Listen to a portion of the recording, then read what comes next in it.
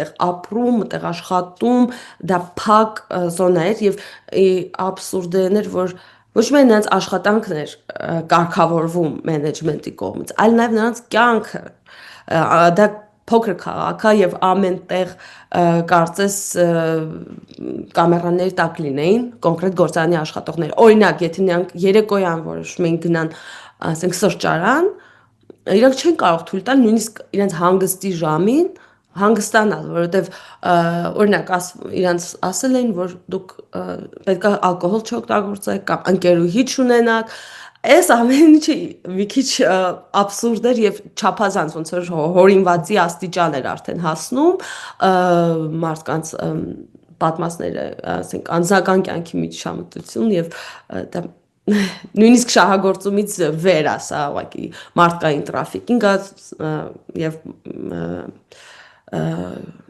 slavery ստրկություն, համարյա ստրկություն։ Դե ամենա ահավորն էր, որ այնտեղ օգտագործվել էր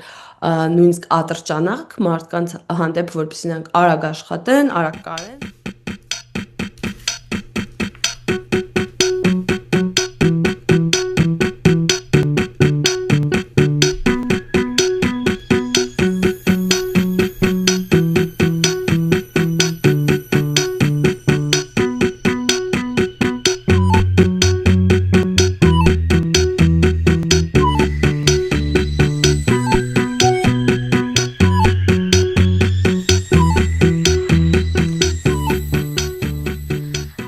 Բարև ձեզ, բարև բոլորին,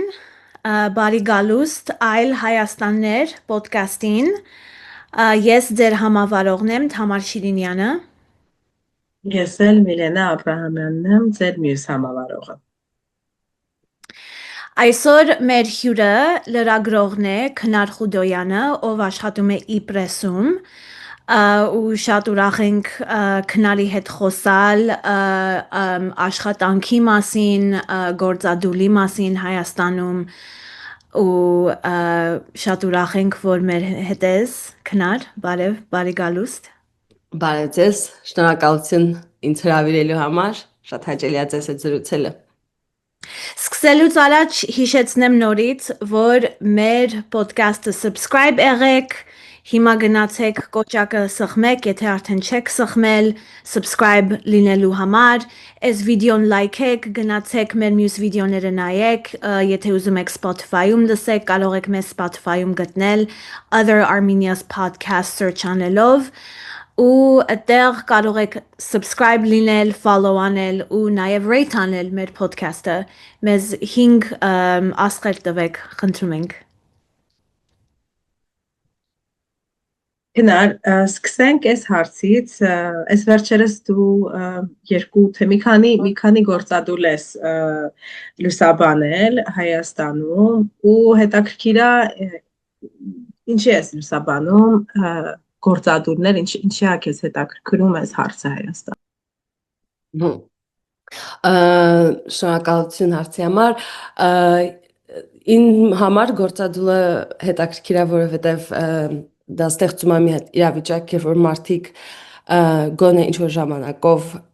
կորցնում են իրենց առօրյա վախերը եւ հաճելի է տեսնել մարդկանց այդ վախերից դուրս, դա ինձ թվում է իրանց էլ է հաճելի, ինձ էլ է հաճելի տեսնել եւ շփումը մի ուրիշ ձև է ստացվում մարդկանց հետ առանց վախերի։ Եվ Հայաստանում քանի որ հիմնական բոլոր վախերը կապված են, բոլոր հարցերը կապված են փողի հետ, բոլոր հարցերը լուծվում են փողով, մարդկանց հիմնական խնդիրները եւս վախերը եւս կապված են փողի բացակայության կամ աշխատավարձ չստանալու կամ ինչ-որ բաներից զրկվելու հետ եւ գործադուլի ընթացքում իհարկե կա եւ լինում է ճնշումներ, լինում է ինչ-որ օրինակ քաջարանի ժամանակ եղավ որ մարդկանց առանձնացնեն կամ մի քանիսին գործից հանեն եւ այլն, այսինքն վախերը մեկը փորձվում են կիրառվեն, բայց համենայն դեպս ինչ որ մի հատ սիտուացիա է, որը դուրս է այդ առօրյական վիճակից եւ ինձ թվում է ոչ միայն գործադուլն է այդ տիպի, այլ նաեւ օրինակ ընդհանուր հեղափոխական իրավիճակը, Օրինակ ես հաճախ եմ պատմում, բայց ես հիշում եմ 2018-ի շարժման ժամանակ, որ իրավիճակը դե հիշում եք փոխվել էր ընդհանրապես փողոցներում, երթևեկություն չկար եւ մարդկանց շփման ձևներ ուրիշ եւ ես հիշում եմ, որ այդ օրը երբ որ եղավ Նիկոլ Փաշինյանի ընտրությունը եւ այդ երեկո ես տուն գնալուց զգացի, որ չգիտեմ ուշ ժամ էր կարողա, բայց ասենց միանգամից այդ գիշեր ամեն ինչ փոխվեց հին վիճակին եւ ոնց որ կարծես ինչ որ մեկը ասեր всё բրծավ հիմա վերադառնում ենք մեր բոլորս մեր դերերին, մեր ձևերին եւ գործադուլներն են այնպես ինչ որ ուրիշ սիտուացիա նույն քաջանում օրինակ քաջանում եղավ գործադուլ անցյալ տարի փետրվարին եւ ես հիշում եմ որ մենք ընդեղ էինք ամբողջ ընթացքում կարելի ասել առաջի օրվանից ես հիշում եմ որ մարդկանցից մեկը մենք շատ ենք ինտերվյուներ վերցնում եւ մարդկանցից մեկը ասեց վախը վերացել է եւ մենք հիմա խոսում ենք ազատ եւ ինչ որ մեկն է ասեց որ Քաջարյանի գործարանը ավելի փակ կառույց է քան օրինակ ՊՆ-ն բանակը որ ամենափակ կառույցն է Հայաստանում եւ այնտեղ իսկապես այդ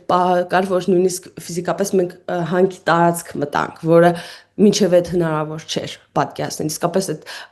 ինչ որ ոնց որ մի հատ տարածք է բացվում որտեղ հնարավոր է ասենց ոնց որ Պանդորայի արքն է բացվում ամեն ինչ միանգամից դուրս է գալիս մենք նախկինում փորձել ենք ինչ որ բաներ իմանալ Քաջարանից կնդեի պայմաններից բայց դա եղել է իսկապես շատ փակ եւ այդ օրերին շատ բաներ իմացանք թե պայմաններից թե մարդկանց վրա ազդեցության մեթոդներից թե նրանց ինչ հանդեպ փոխվել տարիների ընթացքում ինչ որ նոր տեխնոլոգիաները ավելի շատ են կիրառվում մարդկանց դեմ օրինակ կամերաներ են տեղադրվում որպես հետևելու գործիքներ եւ այլն բայց դե այսինքն նպատակը մնացել է նույնը մարդկանց հնարավորինս ճնշել ուղղակի ավելի մոդեռն գործիքներով տենց այդ մեջ մտնելը ես ինձ դուր է գալի ինչ որ մի հնարավորություն է դա որտեվ շուտ փակ հաստատություններ փակ միջավայրեր Հայաստանում միշտ չի որ կարողանում ես insider բան ստանալ կամ հավաստի ինֆորմացիա ստանալ բայց մենակ բան լրագրողի համար կարևոր տարածք չի այդ գործադուլի ընթացքը, չէ, ասենք լիմինալ ժամանակը, որ կա գործադուլի ժամանակ։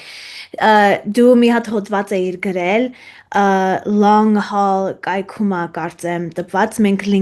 լինքը կդնենք մեր show comments-ի մեջ, բայց ստեղ գրում ես, որ այդ գործադուլից հետո մասնակցողներից մեկը քեզ մի հատ մեսեջ էր ուղարկել ու ասում է որ կարոտել է ու դու հարցնում ես ինչը գործադուլը ասում է ոչ մինակ գործադուլը բայց այդ տարածքը atmosphere-ը մի քիչ կասես ասենք երևի դու խոսացել ես գործադուլի մասնակցողների հետ գործադուլից հետո ու իրանք ինչ են զգում այդ ժամանակի մասին, որ հիմա անցել է։ Հա, ես այդ նամակը ստանալուց շատ տարօրինակ եւ հաճելի զգացումներ էր, որտեղ այդ իմ ասած բա որ ժամանակը եւ այդ ատմոսֆերան է հետաքրքիր, փաստորեն իրանց մոտ էր կար այդ զգացողությունը, կոնկրետ այդ աշխատավորի մոտ Եվ դրանց հետո խոսակցությունը շատ շարունակվեց, ճիշտ ասած, ես քանի որ համարյա 7 օր ընդեղ էի, շատերի հետ ունեմ ինչ-որ սոցիալական մեդիայում կապ, բայց այդ ժամանակ իսկապես ավարտվեց եւ կապը մարդկանց հետ երևի Երևան գալուց հետո մի շաբաթ մնաց ինչ-որ ոնց չես տիպի, բայց չեմ կարող ասել, որ շատ նամակներ եմ ստացել կամ ինչ-որ կապ ունեմ, դե գիտեք, գործադուլը ավարտվեց 8 հոգու գործից հանելով, նրանցից 8-ի հանդեպ հիմա արդեն 3-ի հանդեպ, որտեղ մնացածը ճշունային չդիմացան, սկսվել են դատական գործեր, կազմակերպիչների վրա, այսպես ասած, այսինքն որոնց որ համարել է գործարանը կազմակերպիչ, նրանց հանդեպ պատժիչ բաները շարունակվում են, եւ մնացածը երևի վերադարձել են վախի մթնոլորտի մեջ կամ ինչ-ինչ պատճառներով չեն դուրս գալի կապի, ես դրանց հետո չեմ եղել քաջարանում ու ինձ թվում է հիմա դժվար կլինի իրենց հետ շփվել այդ ազատ վիճակում, ոնց որ այդ օրերին էր, հա, այդ պահը վերջացել է այս պահին, նորից փակվել է։ Հետաքրքիր բան ասացիր, քնար 2018 թվականի փողոցում ոնց որ շարժման մասին,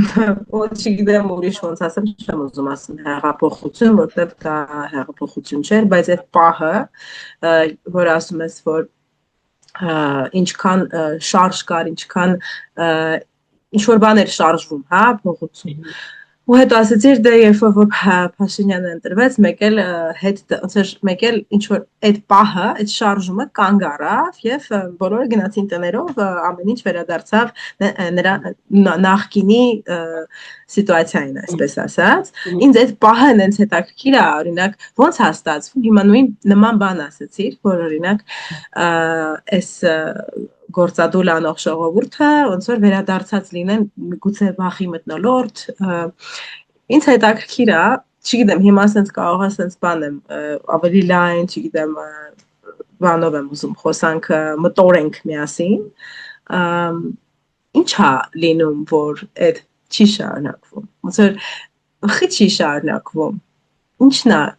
խանգարում, որ շարունակվի պայքարը, երբ որ հատկապես, երբ որ կա այդ ինչ-որ բան արդեն շարժվում է առաջ,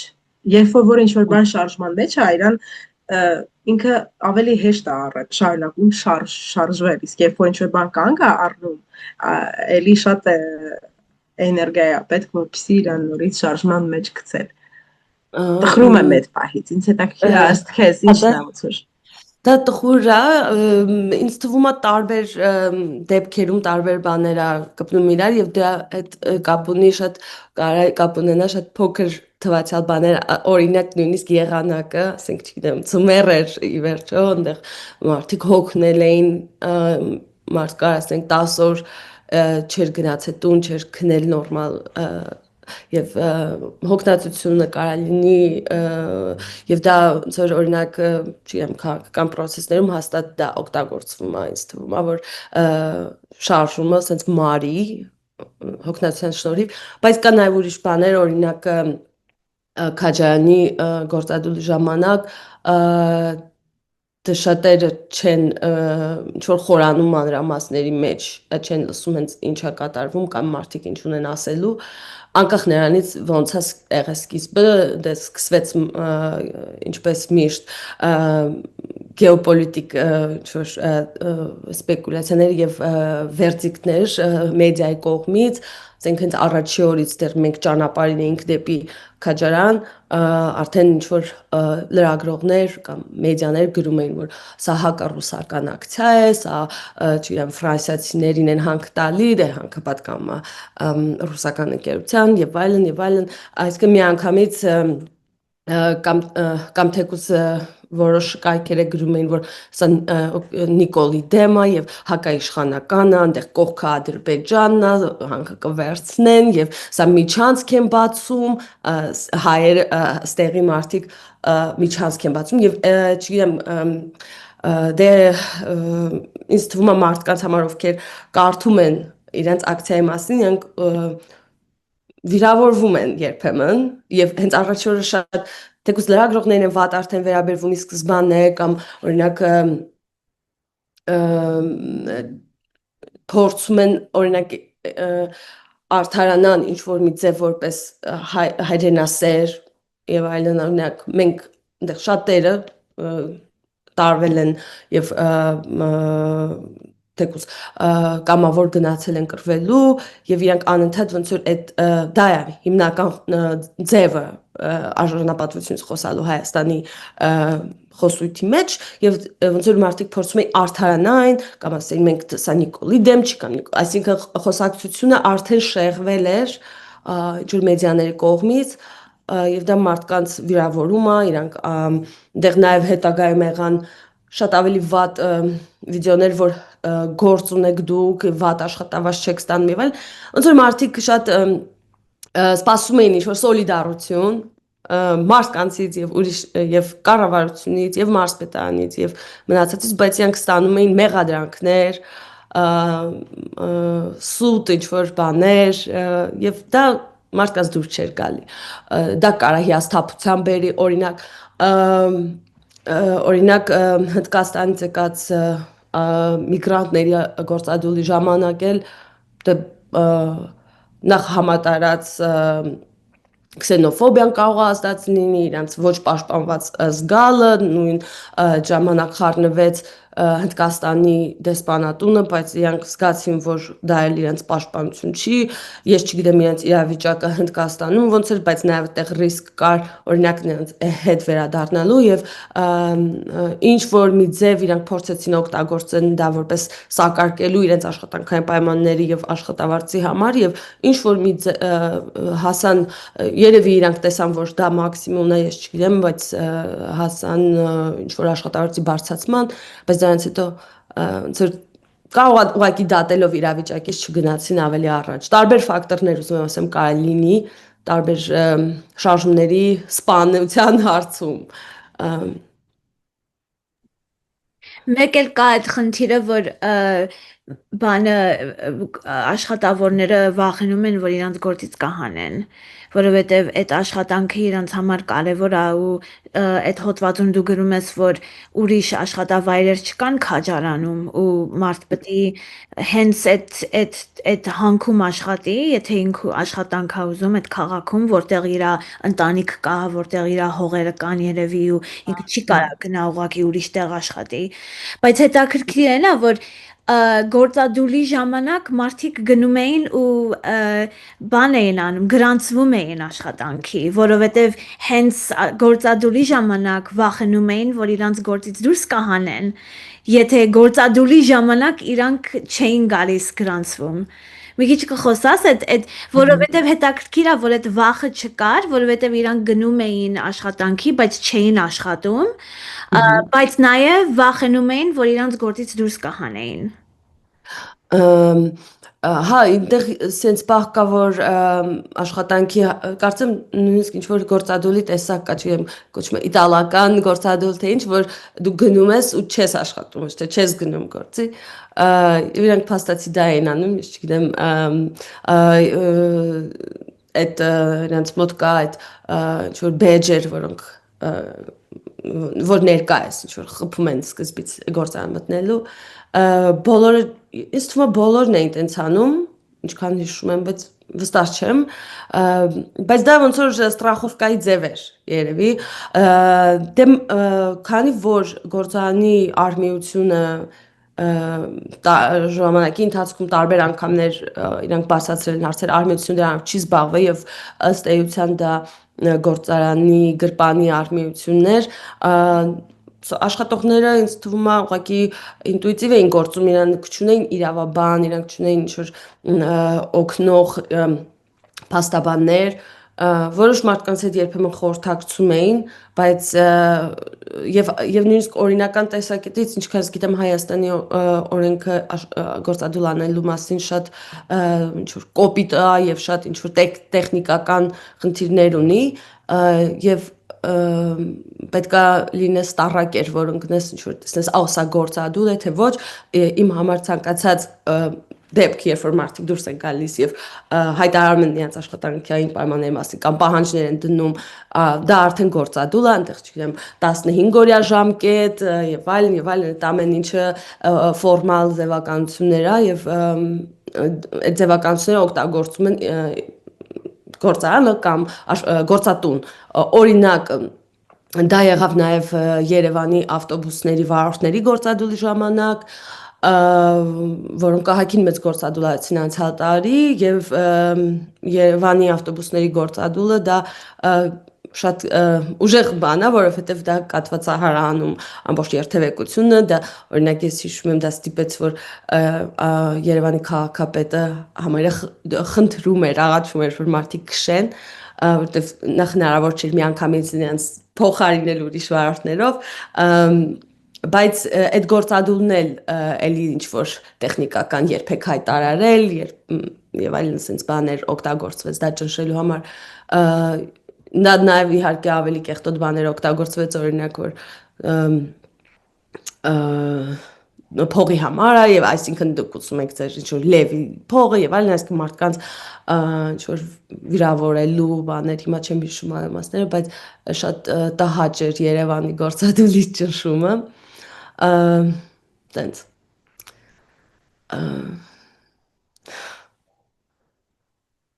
ու գործադուլը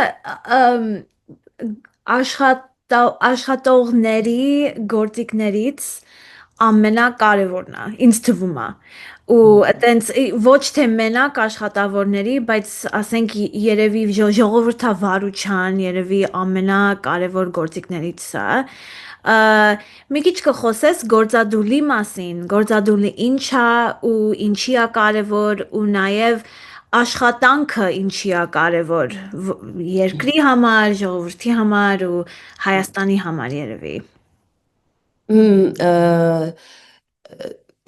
Ես մտածում եմ, որ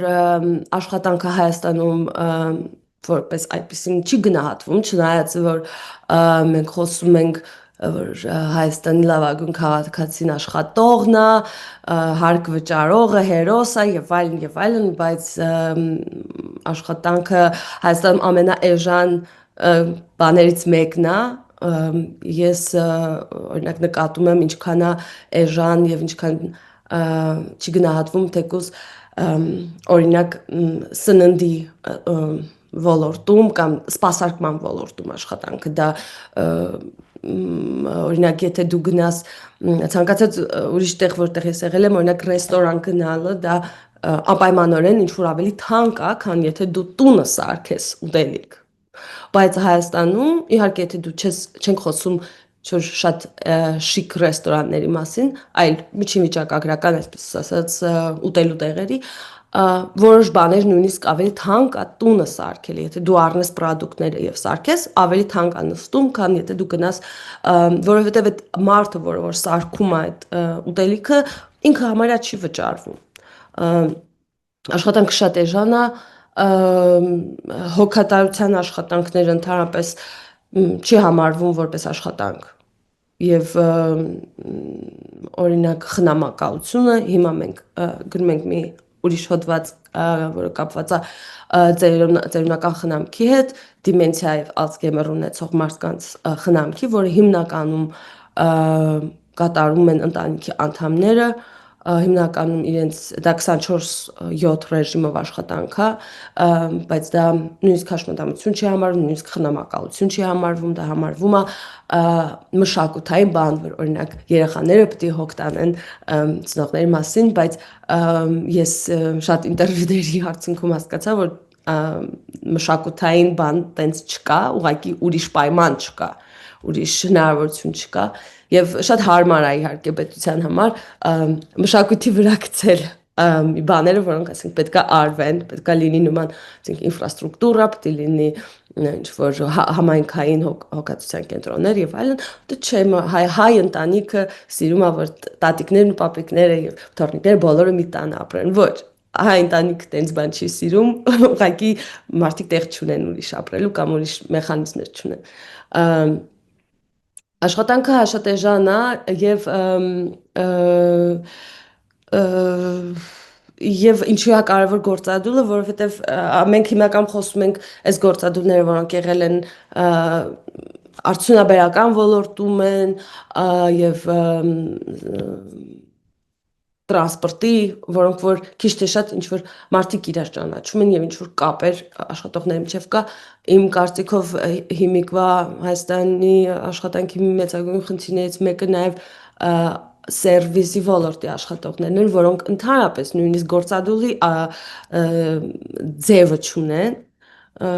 դա կլինի պայմանագրեր չունեն, որ մի հատ է գործադուլը, ոչ մի բանով պաշտպանված չեն։ Այո, եւ միանգամից կարող են ուղղակի փոխարինվել, ոչ մի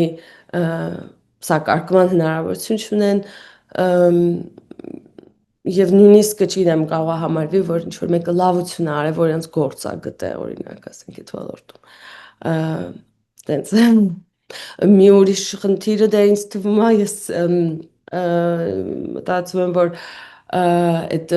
աշխատանքային պայմանագրման ձևն էլ է շատ ազդում, երբ որ մարդիկ գործատուի հետ ուղիղ են շփվում, այսինքն ամեն մեկը առանձին սուբկոնտրակտների միջոցով եւ նույնիսկ եթե իրենք ինչ-որ միտեղ նստեն, օրինակ չեն իմանում ով ինչքան աշխատավարձ է ստանում եւ այլն եւ այլն եւ դժվար է անհատապես բան անել եւ ամբողջ օրենսդրությունն էլ է գնում այդ ուղղությամբ, որ օրինակ աշխատանքային հաշտարար դուք տնօրինությունը եւ աշխատողները ունեն վեճ, նրանք երկու կողմ են, կարծես թե նրանք երկու հավասար կողմեր են եւ ունեն վեճ, կնստեն, կխոսեն եւ պետք է նրանց հաշտեցնել եւ այդ ձևը ինչ որ վերաբերմունքի աշխատանքին ինչ որ լավ չի եւ մտնում է ինչ որ օրենսդրական դաշտ, իրավաբանական, փաստաբանական մեթոդների մեջ տենց գնալ ավելի դժվարանում է ասում եւ մարդիկ մնում են այդ որ ասացիր որ անհատական շփումը հա գործատուի հետ դրա մասին էր ոնց որ թե դրա մասին ասում նկատի ունես որ ինչ որ տենց մի բան կա չէ հայկական ինչ որ այդտեղ կարանք ասենք մշակութային բան է որ երբ որ sense մեկ անհատական հետ ջանջիկյարով են շփվում, ստացվում է որ մեկ էլ քուրն ես, ախպերն ես, մորքուրն ես, տատն ես, չգիտեմ ով ես, բայց ինքը քո շեֆն է։ Բայց տենց են քո հետ շփվում, ու ոնց որ այդ խանգարում է, որ մեկ էլ որ մի դու պահանջ ես, մեկ էլ ստացվում է որ քո վրա են գցում, որ ոնց թե ոնց, բա ամոթ չունես, բա sense, բա ոնց որ ու կամ է քո խղճի վրա են գցում, բայ այդ հիմա մենք բան է բարդ սիտուացիայի մեջ է բիզնեսը կամ փող չկա կամ չգիտեմ ու մեկ էլ այդ ոնց որ հոգսը քո վրա է անկնում ու մի հատ է պետք է մտածես շեֆիդ փողերի մասին կամ չփողերի մասին ճոգում ես այդ պահը ինձ թվում է որ մի քիչ տխուր է որ տենց հալինում հա այդ կա եւ այդ Իջևանի գործարանում էին այդ պահը կիրառվել որ ընդհանուր ռուբլին է չէ չեն կարող ծախենք եւ այլն այսինքն մեր ընդհանուր խնդիրն է դա իմ խնդիրը չի դա մեր բոլորի խնդիրն է հա այդ կա ասեմ որ լրագրողների գործոնը ինձ թվում է Հայաստանում այս առումով շատ է օգնում ինձ թվում է կարևոր է նաև ես հիշում եմ տարիներ առաջ ծանոթներիցս մեկը ով դպրոցում էր աշխատում եւ ուղղակի ամիսներով աշխատավարձ չէր ստացել եւ այդ վաղտ ես ունեի մի լրագրող ծանոթ ով որ վերցրեց զանգեց խոսեց այդ դպրոցի տնօրենի հետ բախացրեց որ հոդված է գրելու եւ շատ արագ այդ հարցը լուծվեց տխուր է որ տենց պետք է լինի բայց ուզում ասեմ գիտեմ որ լրագրողները այստեղ մեծ դեր են խաղում ինչ որ հարցեր լուծելու ինչ կասես դրա մասին դե չգիտեմ ինձ թվում է լրագրողների հանդեպ կա ավելի շատ վախ ուրիշ եւ բացասական վերաբերմունք որ չգիտեմ սպառնալ որ հոդված կգրել ես չեմ ունեցել այդպես դեպք բայց ասեմ աշխատում ինձ թվում է որ դեպքերում կարող է հակառակ ազդեցություն ունենա որ մեր վրա ինչ որ մարդ եք բերել եւ այլն կարելի օրինակ շատերը հա չեն ուզում որ այդ մասին գրվի օրինակ ինչ որ հիվանդանոցում էր եղել գործադուլ եւ մարդիկ ոնց որ ինձ թվում է տենց ակնարկել են որ մենք կբարձրաձայնենք եւ հարցը ինչ որ ներքին կարգով լուծվել է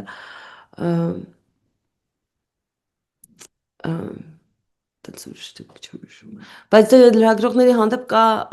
վատ վերաբերմունք Ստում ուղղակի այս թեմայից դուրս է, բայց լրագրողը համարվում է ինչ որ մեկի կողմից ուղարկված կամ ինչ որ իր նպատակները ունեցող մարդ, իր շեֆի նպատակները ունեցող մարդ, այսինքն ինչ որ արդարության կամ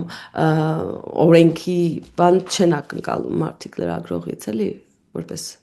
օրինականության ներկայացուցիչ, այլ ինչ որ մեկի շահերի պաշտպան, բայց ոչ օբյեկտիվ ինչ որ դիտող իրավիճակի, տենց չեն համարում։ Մենք խոսում ենք մշակույթի մասին ու ասենք ոնց է մշակույթի գաղափարը օգտագործվում աշխատողների դեմ,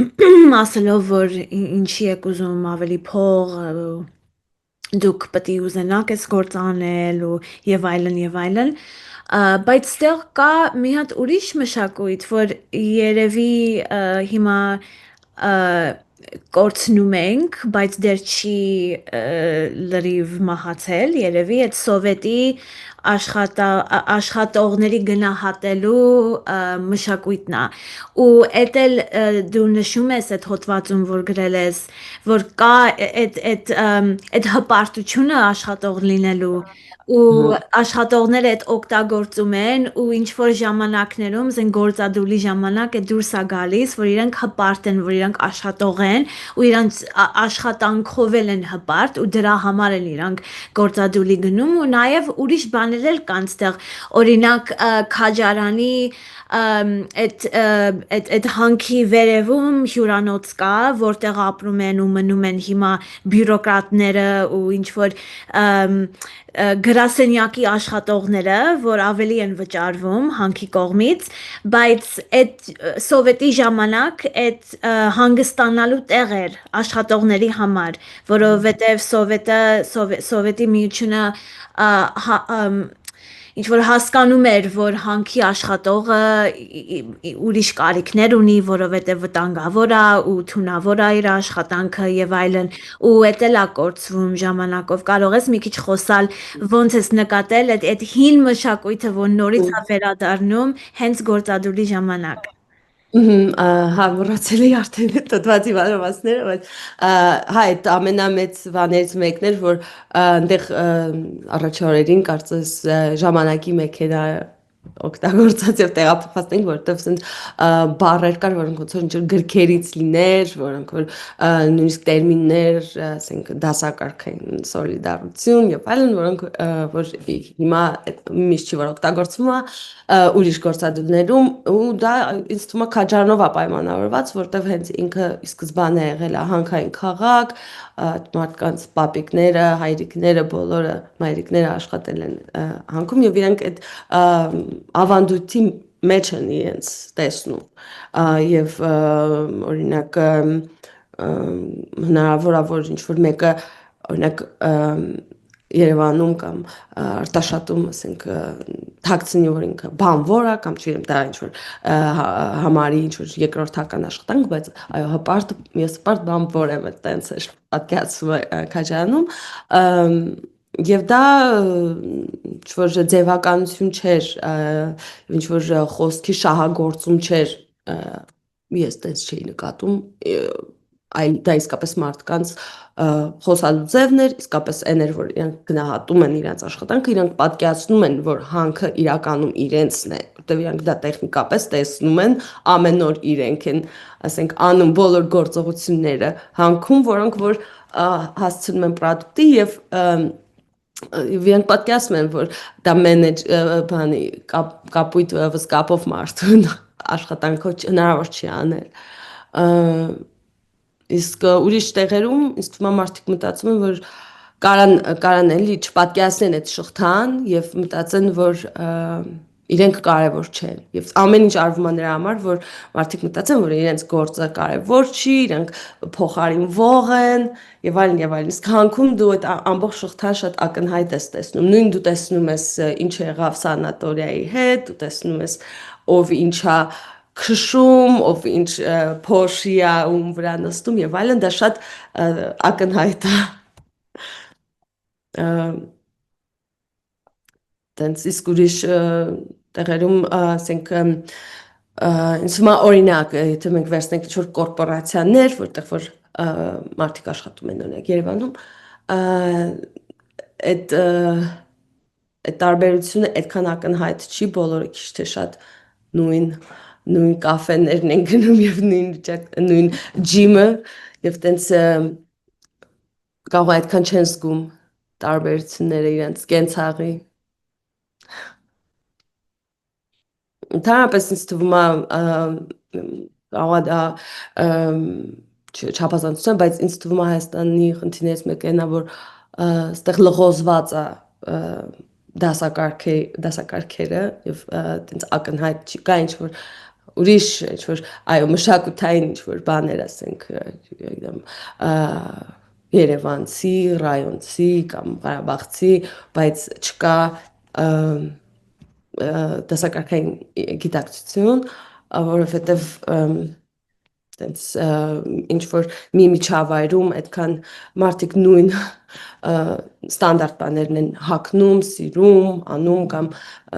այդ լղոզվածությունը շատ է, եթե դու դու ես շփվում ես ինչ որ գործնական միջավայրում դու չես նկատում ինչ անում ինքը երեկոյան, ինչ հոգս կա իր վրա կամ ինչ անում որ ասենք նույն կերպ հայտնվի նույն տեղում եւ այդ լղոզվածությունը շատ է խանգարում որ մարդիկ իրար ճանաչեն, իրար ընկերներին ճանաչեն, իրենց թշնամիներին ճանաչեն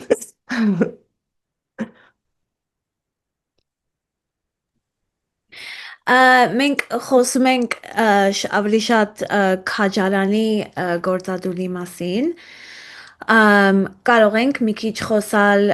Grand Textile գործադուլի մասին, որտեղ դու որպես լրագրող նորից գնացել ես ու խոսել ես աշխատավորների հետ, որոնք ամենաշատը կամ բոլորը Հնդկաստանից են եկել Հայաստան աշխատելու համար ու իրանք գործադուլ էին սկսել իրանց գործի պայմանների պատճառներով կարող ես մի քիչ խոսալ այդ պայմանների մասին ու իրանց գործադուլի մասին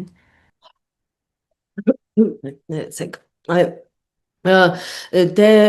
երբ որ կարծեմ անցյալ տարի էր որ եղավ այդ առաջին ալիքը Հնդկաստանից աշխատողների մուտք Հայաստան մենք իմպրեսում արդեն սկսել ենք գրել հնդիկ աշխատողների պայմանների մասին եւ ինչ որ դեպքերի առանձին վերցված դեպքերի Երևանում, որոնք որ հիմնական կապված էին առաքման սերվիսում աշխատող հնդիկների հետ եւ արդեն մենք գիտենք որ օրինակ մարդիկ ծայրահեղ պայմաններում են ապրում եւ իրենք Հայաստան գալը համարում են ինչ որ մի этап իրենց ընդհանուր միգրացիոն ուղու վրա եւ օրինակ մտածում են որ Հայաստանից հետո կգնան Կիպրոս, կգնան Եվրոպա, կգնան Կանադա եւ դրա համար նաեւ ինչ որ հարմարվում էին Նաև հարմարվում էին նրա համար, որտեղ գիտեին, որ որոշ դեպքեր է եղել, երբ որ դիմել են օրինակ ոստիկանություն կամ դիմել են ինչ-որ մարմինների եւ չունենալով լեգալ կարգավիճակ, ունենալով օրինակ տուրիստական վիզա, իրենց գործերով չեն զբաղվել։ Օրինակ մի տղայի ինքնագնացը գողացել էին Երևանի ամենակենտրոնում Կասկադում, որտեղ 100 հատ կամերա կա եւ դա ամենաբացահայտվող տեղն է գողության, բայց այդ հարցով ոչ ոք չէր զբաղվել եւ ինքը զգում էր որ անիմաստ է անընդհատ գնալ ոստիկանություն եւ այդ Հնդկաստանի աշխատողների գործադուլի մասին մենք իմացանք, գնացինք Իջևան եւ իրականում այնտեղ ավելի սարսափելի իրավիճակ էր, քան պատկերացնում էինք եւ իմ կարծիքով դա նրանց էր որ դա փակ տեղ էր, փակ հերու քաղաք էր, այդտեղ, չգիտեմ, գուցե էտել էր պատճառը, որ հնարավոր էր ավելի թույլ տալ շահագործում, քան օրինակ ուրիշ տեղեր, մեր համար դժվար է նույնիսկ ներս մտնել այդ ինստիտուցիա, որտեղ ինքը այդ գործարանի շենքը այդ աշխատողները տեղ ապրում, տեղ աշխատում, դա փակ զոնա էր եւ աբսուրդն էր, որ ոչ միայն նրանց աշխատանքն էր կարգավորվում մենեջմենտի կողմից, այլ նաեւ նրանց կյանքը դա փոքր քաղաք է եւ ամեն տեղ կարծես կամերաների տակ լինեին կոնկրետ գործարանի աշխատողներ։ Օրինակ, եթե նրանք երեկոյան որոշում էին գնան, ասենք սրճարան, իրանք չեն կարող թույլ տալ նույնիսկ իրենց հանգստի ժամին հանգստանալ, որովհետև օրինակ իրանց ասել էին, որ դուք պետք է ալկոհոլ չօգտագործեք կամ ընկերուհի չունենաք, այս ամեն ինչը մի քիչ աբսուրդ էր եւ չափազանց ոնց որ հորինվածի աստիճան էր արդեն հասնում մարդկանց պատմածները, ասենք անձնական կյանքի միջամտություն եւ դա նույնիսկ շահագործումից վեր է սա ուղղակի մարդկային տրաֆիկինգ եւ slavery ստրկություն, ամենաստրկություն դե ամենա ահավորն էր, որ այնտեղ օգտագործվել էր նույնիսկ ատրճանակ մարդկանց հանդեպ, որպեսզի նրանք արագ աշխատեն, արագ կարեն, ես փորձեցի իհարկե, երբ որ մենք գրեցինք, երբ որ նաև իրենք տարածեցին այդ վիդեոները ներսից, սկսվեց աշխատանքային ինչ-որ քննություն, այնտեղ մարդիկ գնացել են, որոնք նայել են միջավայրը, բայց չկա ոչ մի մեղադրյալ, չկա ատրճանակը եւ նույնիսկ եթե օրինակ պարզվում է, որ նման բան չի եղել, եթե քննությունը դա է վերջում բացահայտում, չկար օրինակ այդ ընթացքում գոնե մենեջերը իմ կարծիքով իրավունք չուներ լիներ շարունակել պաշտոնավարել, գոնե պետք է արկախվեր իր իշխանությունը, բայց դա չարվեց, որովհետև ուրիշ ձևի բանակցություններ են գործարանի տնօրենի հետ, այդ գործարանը արտադրում է այդ շորերը կեսը Ռուսաստան ուղարկում, կեսը բանակի համար Հայաստանում, այսինքն այնտեղ չգիտեմ ինչ սխեմայով է այդ բանակցությունները գնացել, բայց բուն բռնության մասին հաղորդումը իմ կարծիքով չի հետաքննվել, ոնց որ պետք է հետաքննվեր, դե մենք փորձել ենք կապ պաշտպանենք մեզ ինֆորմացիա տրամադրած աշխատողների հետ, բայց նաև մենք պետք է հասկանանք ինչքանով ենք մենք կարող է վնասենք իրանց, որովհետև այդ ձևի բանտային պայմաններում, նույնիսկ չգիտեմ, ես վստահ չեմ հեռախոսները չեն հետազոտվում եւ այլն, եւ դրա համար դժվար է պատկերացնել շարունակելը իրավիճակը փաստը մնում է փաստ եւ դա խոսում է որ քննությունը չգիտեմ վերջացել է թե ոչ բայց չկա ոչ մի մեղադրյալ չկա ոչ մի հետևանքներ հարցը լուծվել է $50 աշխատավարձը բարձրացնելուց բայց այդ խոստումը օրինակ որ այլևս չի լինի ատրճանակ դա խոստում է եւ դա չգիտեմ դա շատ քիչ է որպեսզի մենք ասենք որ հարցը լուծված է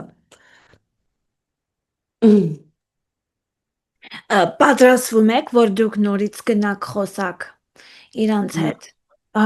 հասկանալու համար, եթե ինչ-որ բան փոխվել աշխատավայրում։ Հա, պատրաստվում ենք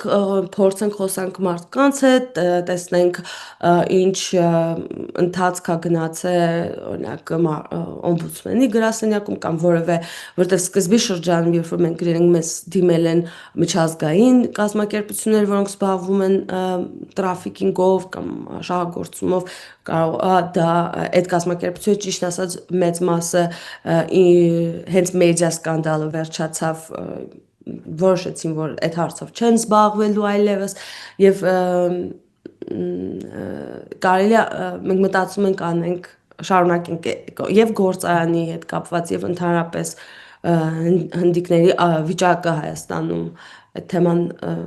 ուշադրության կենտրոնում է շարունակում մնալ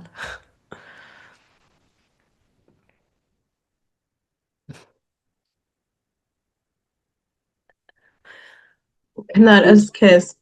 Հայաստանում որ ոլորտում են, որ ոլորտի աշխատողներն են ամենապաշտպանվածը։ Պաշտպանվածը։ Այո։ Ինձ թվում է ոլորտով կարողա չի, այլ ինչ-որ կոնկրետ աշխատանքային իրավիճակով մարդու և մարդու կապերով և Որոնք են էլի պայմանները, որի շնորհիվ մարդը աշխատողի ոնց էր աշխատողը պաշտպանված կարա ոնց էր պաշտպանված որևէ աշխատող Հայաստան պաշտպանված է ինձ թվում է ոչ մի ոլորտում տենց չկա տենց պաշտպանվածություն no կա ինչ որ օրինակ հատուկ վերաբերմունք օրինակ IT ոլորտի աշխատողների հանդեպ բայց եւ ինչ որ արտոնություններ, հարկային արտոնություններ եւ այլն կարծես ինչ որ ուրիշ կարեւորություն ունի IT-ին, ինչը պարզվեց որ այդպես չի, այսքան տարվա ինչ որ ներդրումները ոչ մի մեծ IT բում չեն բերել Հայաստանում եւ հակառակը COVID-ից հետո պարզվեց որ ավելի կարեւոր են ավելի ուրիշ մասնագիտություններ եւ գործեր կենցաղի պաշտպանության մարդկանց համար տենց պետական մակարդակով կա հատուկ վերաբերմունք IT-ի հանդեպ բայց աշխատողների իրավունքների չեմ կարծում տեղը չկա նույնիսկ IT-շնիկների հանդեպ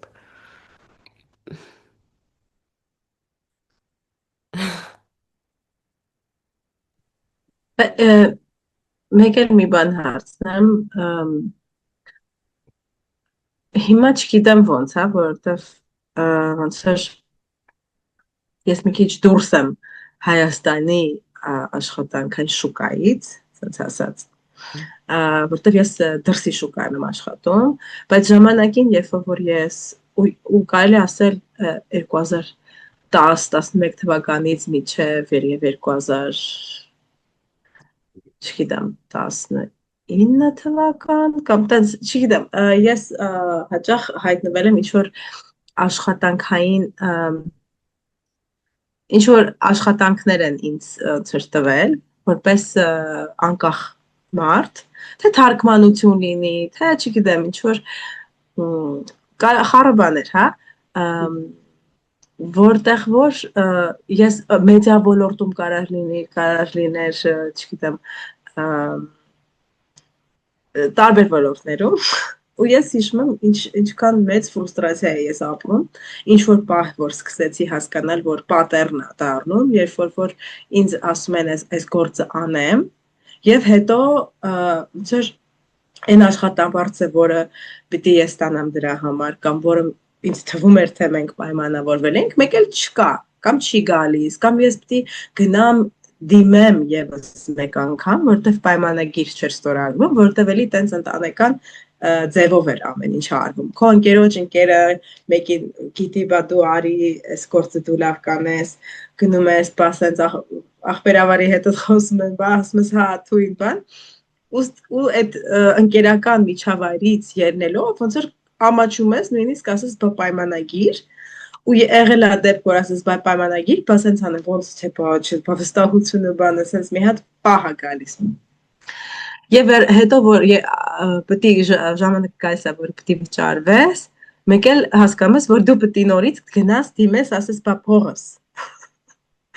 եւ մեկ էլ վրեդ նայում են սենց ոնց թե որ մի հատ սենց վերաբերմունք կա որ մարդը պետք է չգիտեմ կարող եմ սխալ եմ բայց ոնց թե ոնց պետք է ձերի աշխատես կամ ամոթա փող ուզել Կամ էլ գիտես ինչ կա որ եթե ասենք եթե փողը տալիս եմ կամ կարող եմ մի քիչ ավելին էլ տամ կամ տենց մի բան այդ ստացվում է որ այդ մարդը որ քո աշխատանքն է օգտագործում ուղակի որ ինքը քո համար լավություն է անում ու հետաքրքիր է այդ որ այս տարածքում, օրինակ Կովկասյան տարածքում, ես գիտեմ Բաքվում օրինակ, պատմության ընթացքում, Բաքու կոմունայի ժամանակից առաջ, այտենց մի հատ խնդիր կար, որտեղ աշխատավորները մտնում էին ինչ-որ անձնական կամ շատ individual ոչ պայմանագիր, բայց ինչ-որ բոնուսներով էին աշխատում, ասենք մեկը գնում էր գործի, ասենք հանքում, օրինակ կամ էլ բանում, ոնց պետրոլի այգիներում ու ինքը այդ ոնց էր բանը տնորենի հետ ինքը մտնում է ինչ-որ անձնական պայմանագրի մեջ, որ ասենք այս շաբաթ ես քեզ մի քիչ ավելին կտամ կամ եթե աշխատավարձը չի հերիքում, լավ մի շաբաթ մի քիչ ավելին կտամ քեզ, բայց այդ բանը, որ ասենք աշխատավորների հետ իրանք պայմանագիր չէին կնքում, այդ անձնական ինչ-որ բոնուսներ էին տալիս ու ստացվում է, որ ես բանը տնորենը կամ տերը այդ այգին ինքը ինչ-որ լավություններ անում էս մարդու համար, են մարդու համար, են մարդու համար, բայց այդ դասակարգային հասկացողությունը հաճախ չէր լինում ու այդ գործադուլների միջոցով այդ 1900-ների սկզբներում այդ աշխատավորները հասկացան, որ մենք չենք կարող ասենց բոնուսներով մեկ աշխատավորի հետ ու մյուսի հետ եւ այլն, այտենց աշխատենք, մենք պետք է ուղակի որպես աշխատավորներ, որպես խումբ, որպես դասակարգ, մենք պետք է պայմանագրերի մեջ ընկնենք այդ մանեջերների ու ասենք տնօրենների հետ մենք չենք կարող անձնական ինչ-որ բոնուսներով աշխատենք, այդ ստացվում է, որ միշտ կամ մեզ են շահագործելու կամ ուրիշին են շահագործելու այդ ձևով ու այդ կոնտրակտները հենց տենց են աշխատում, պայմանագիր չկա, աշխատավայր էլ չկա, ինչ-որ դասակարգային հասկացողություն չկա, բայց ուղղակի այդ մի հոգի մտնում է ինչ-որ սենց սեփական ինչ-որ հասկացողության մեջ, տնօրենի հետ կամ տերի հետ կամ ինչ-որ բան, բայց ինչ-որ շարժում կամ քաղաքական կամ ինչ-որ ոնց ասեմ պնդում կամ պահանջ չի կարա գա այդ պայմանների մեջ։ Okay, ես մտածում եմ, որ կոնտրակտը իհարկե շատ կարևոր է եւ բայց դա պաշտպանություն միշտ չի որ բերում է եւ նախ ինքը իրավաբանորեն միշտ ավելի օգուտ է գործատուին եւ կոնտրակտը կարա պաշտպանի, բայց միշտ չի որ պաշտպանում է,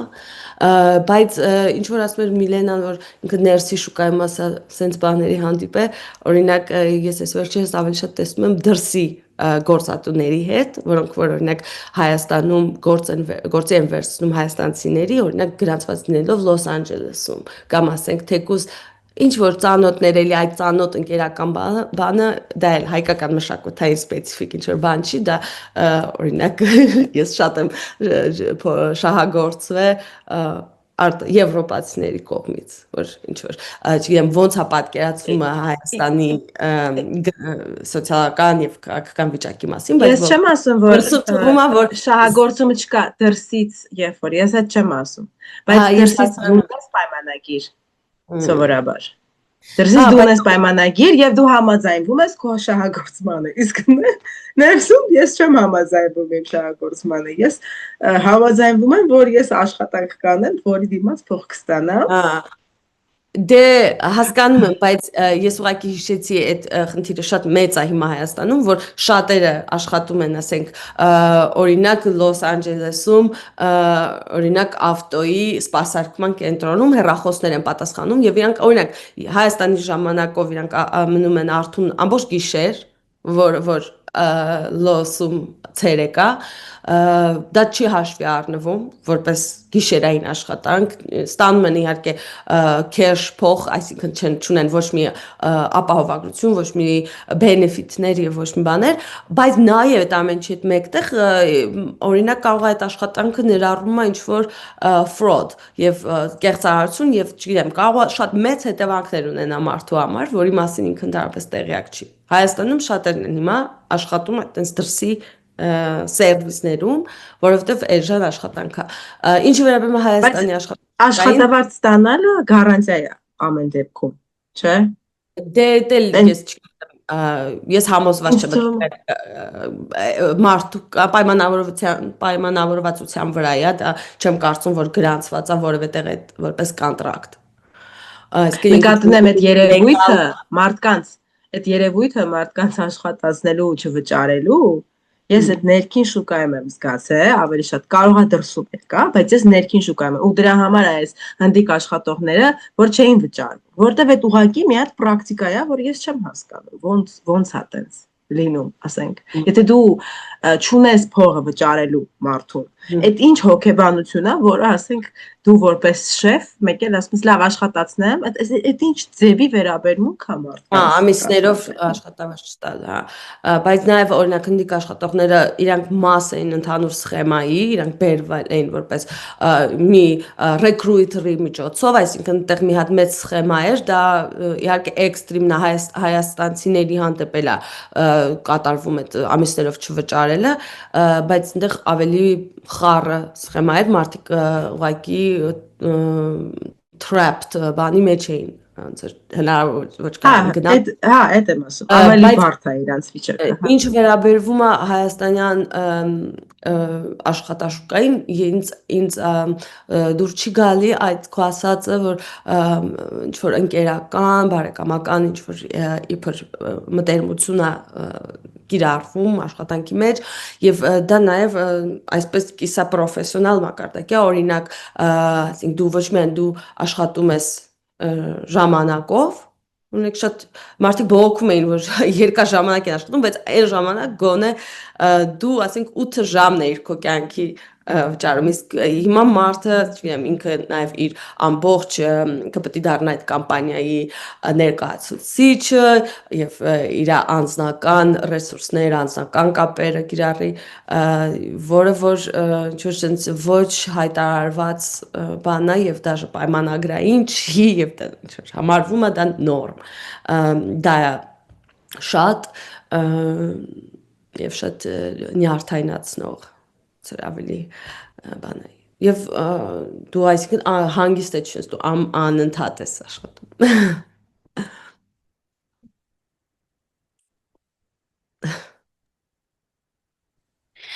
Ուրիշ հարցեր կան կամ էլ քննարկու ուրիշ բան ուզում ես ասել այս պահին ինչ որ բան չեմ հիշում որ կուզեի ասել չէ Իսում առհասարակ հիմա չէ, բայց ինձ տեղ է տալիս մտածելու կամ այն թեման, որը ոնց է եթե խորացնեինք, ինձ քրքիր կներ խոսեինք դրա մասին, թե առհասարակ ինչ ենք համարում աշխատանք, ինչ է աշխատանքը, ինչի պետք է աշխատենք։ Okay. Դրա մասին ես էլ այդ հարցի մասին շատ մտածում ես աշխատանքը չեմ համարում ինչ-որ ինձնից դուրս մի բան, որը, ասենք ես, որի փոխարեն ես ինչ-որ բան տալիս եմ, օրինակ ես մաշում եմ ինձ և դրա համար ես վճարվում եմ։ Ինձ թվում է աշխատանքը մարդու համար ամենակարևոր բանն է և ինքը իր արտահայտման ձևն է, իր ապրելու համար է, դա բավարարվածություն է բերում և սարքել Իսկ ոչ թե մարդ պետք է աշխատի եւ վճարվի մաշվելու համար, այլ ինքը պետք է ուղղակի ապրի, գործի եւ մնացած բաները երկրորդականը եւ փողով չչափվում։ Ասենք դրա համար կա այդ տարանջատումը, ոչ միայն իմ մոտ, բայց տարբեր մարդկանց մոտ, որ օրինակ ես անեմ իմ սիրած աշխատանքը, բայց ես ստանամ օրինակ քիչ փող, բայց ես ստանամ բավարարվածություն։ քան ես անեմ, չգիտեմ, մի բան, որը ես չեմ սիրում, որը ինձ տհաճ է, ես այդ ստացած գումարը ես կծախսեմ ինձ վերանորոգելու վրա, օրինակ։ Այսինքն ես մտածում եմ, որ աշխատանքը կարևոր է եւ ինքը մարդու համար պետք է ինքը չպետք է առանձնացվի որպես իրանից դուրս մի բան եւ այդպես օտարացվի իրանից։ Ես սիրում եմ աշխատանք, բայց ոչ այդ իմաստով որպես ծառայություն։ Այդ բառը հիմա կարող է պետք է ասել գործ, գործել։ Ծառայություն բառը վատ չի իմ համար։ Ծառայել ինչ որ մի իմաստով սիրուն բան կա դրա մեջ։ Ես դրան բացասական չեմ վերաբերվում։ Ծառայել, չգիտեմ, ինձ թվում է մի քիչ վատ է, բայց հասկանում եմ ինչ նկատի ունես, այսինքն դու ինչ որ մի բանի համար ուղղվես, քո Նվիրված ես։ նվիրվես։ Հա։ Ես գործել բառն եմ սիրում, գործել լավն էր քնար, որ ասացիր։ Ես տեսնում որպես ստեղծագործել նաև, արտադրել եւ ստեղծագործել իմ համար միասին, բայց ոչ թե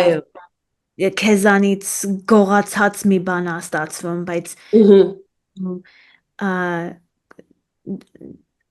քեզանից է գալիս ու դեր քեզ հետ կապված է այդ արտադրանքը։ Այո։ Ես գործելը ասենց թարգմանեցի մտքիս մեջ, բայց ցավոք սրտի ցանկացած բառ ինչ որ պահի վերցվում է եւ իրան բան օրինակ հիմա կա ինչ որ գործիկ կամ գործել կամ ասենք այդ սփյուռքի բաներն են կոչվում ի գործ նոր ընկերություն կա որը մի քիչ ուրիշ բան է ոչ թե մեր ասածը բայց հա դա մարդու պտույտի մասը եւ ծոր ինքը տենց է ինքը մեխանիզմը որը պետք է ինչ-որ բան անի եւ ստեղծագործի Կարող է դու մարքսիստ ես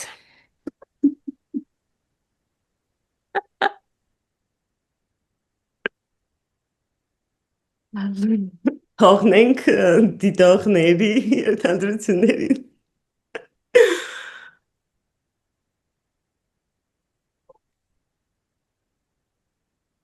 Արդենք այստեղ։ Ինձ թվում է չունենք ավելացնելու բան մինչև հաջորդ գործադուլ։ ու մինչև հաջորդ անգամ, որ քնար դու մեզ հյուր գաս, այլ Հայաստաններ փոդքասթին։ Այո, եւ դուք պետք է գաք մեզ հյուր։